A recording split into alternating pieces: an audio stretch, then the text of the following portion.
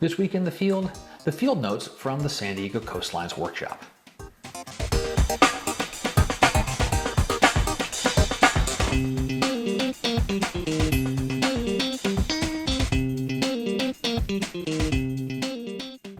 Hi everybody, I'm Scott Davenport. Welcome to In the Field. This is a series where I take you with me on photo shoots or talk about some takeaways from various outings that I've been on. And this week I'm in between workshops. I had the first San Diego Coastlines workshop, real successful. We dodged bad weather and actually had really great shooting conditions. Everyone had a lot of fun. And there were a few themes that seemed to emerge over the course of the 3-day workshop. So I thought it'd be interesting to share the highlights of those with you guys here. So let's get into it. The first theme is looking closer when you get to a scene. One of the beaches we went to is Torrey Pines State Beach, and it's a pretty flat beach. There's some nice cliffs or so forth. But we're there at sunrise, so you're not getting the golden light on the cliff faces. And after that visit, initially, when one of the participants told me, well, why the hell did you take us here? And then when they got into it, they realized, you're looking closer, you're finding the more intimate landscapes. And so, that was a key takeaway as you're going to locations, looking beyond the walk-up shot and finding more interesting, potentially very small, delicate subjects within the grander landscape. A second theme is shooting symmetry. So one of the locations is the Scripps Pier, and there's a quintessential shot in San Diego. You're underneath the pier, and it's dead center right down all the different pilings. And to get that kind of shot, you really need to nail the symmetry in the camera. A little bit off left or right, and if you're really far off, you've kind of blown the shot. If you're just a little bit off, you've got yourself more work in post-processing, maybe doing transform warp or trying to move things around a little bit in Photoshop. So when you got those symmetry type shots, really work hard to get your camera positioned properly and get that symmetry right in the camera, and you'll save yourself a load of work back in the computer. So another recurring theme was shutter speeds and shooting the water. And depending on what you're after and what you're photographing, there's different guidelines. And they are just that, they're guidelines. So let's start at the fast end. You're trying to freeze motion in a wave. Well, generally, you can freeze any motion at about 1/800th of a second or so.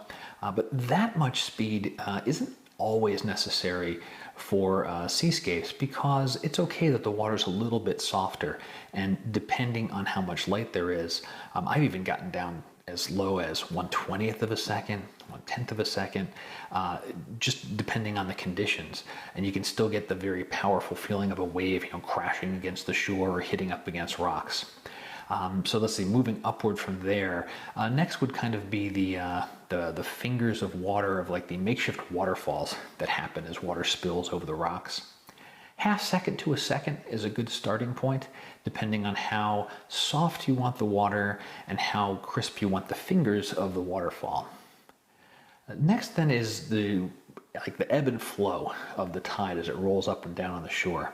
In that range, I think 2 to 5 seconds is a good area. I usually start in the low end and work my way up.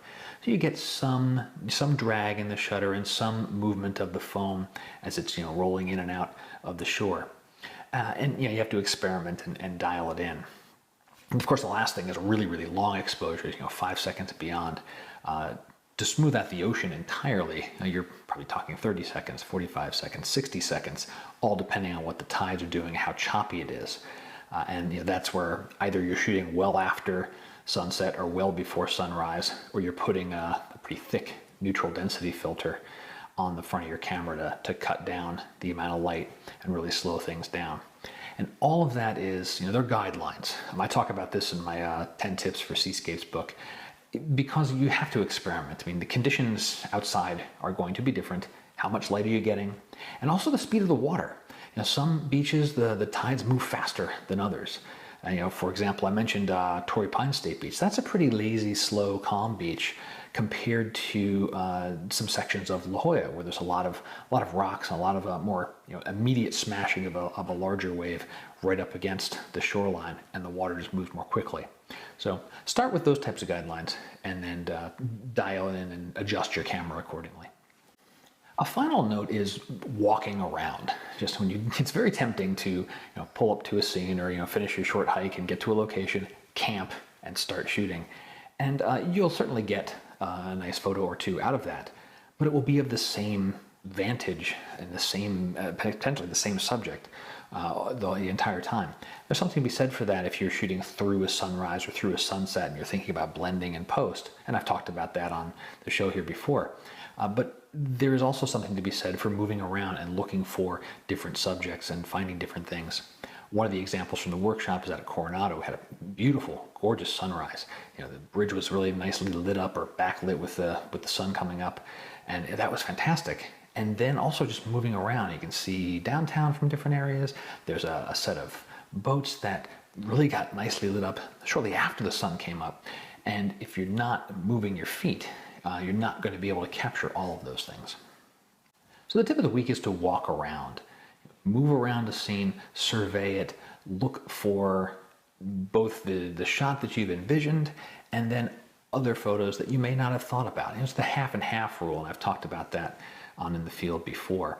And one of my students, Bob, really took that to heart on our trip to Scripps Pier, and he wandered up and down a good segment of the beach and came away with a nice series of photos that was more than just the pier. It told a story of that whole area, and so that was great to see. I mean, just throughout the workshop, even for just 3 days, people really started to pick up on these concepts, apply them, and come back with better photos. That's it for this week in the field. I hope you've enjoyed it. If you did, subscribe to the channel, share this with a friend, send me a comment, send me a question. Love getting your questions. And those questions often show up in future episodes, but you won't have to wait that long. I'll send you something in email in a day or two to hopefully address any photographic questions that you have. Until next time, my name's Scott Davenport. Happy shooting.